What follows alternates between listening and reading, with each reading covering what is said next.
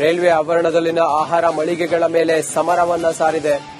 ರಾಜ್ಯಾದ್ಯಂತ 36 ರೈಲ್ವೆ ನಿಲ್ದಾಣಗಳಲ್ಲಿ ಆಹಾರ ಇಲಾಖೆ ರೈಡ್ ಮಾಡಿದೆ. ಒಟ್ಟು 112 ಆಹಾರ ಉದ್ದಿಮೆಗಳಿಗೆ ಭೇಟಿ ನೀಡಿ ಪರಿಶೀಲನೆಯನ್ನ ಮಾಡುತ್ತಿದೆ. ಆಹಾರದ ಗುಣಮಟ್ಟ, ಸುರಕ್ಷತೆ, ಸಂಗ್ರಹಣೆ, ಲೇಬಲಿಂಗ್ ಇದೆಲ್ಲದರ ಬಗ್ಗೆ ಮಾಹಿತಿಯನ್ನು ಪಡಿತಾ ಇದ್ದಾರೆ. ಆಹಾರ ನಿರ್ವಹಣೆ ಬಗ್ಗೆ ತಪಾಸಣೆಯನ್ನ ಅಧಿಕಾರಿಗಳು ನಡೆಸಿದ್ದಾರೆ.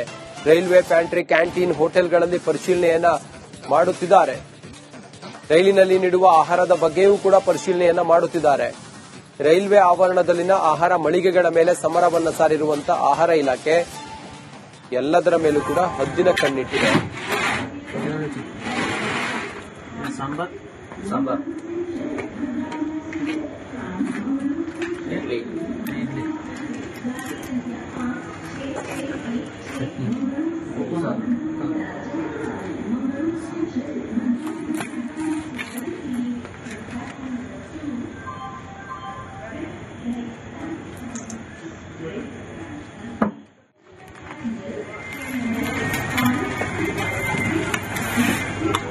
इधर कैप्सिकम आदमी इधर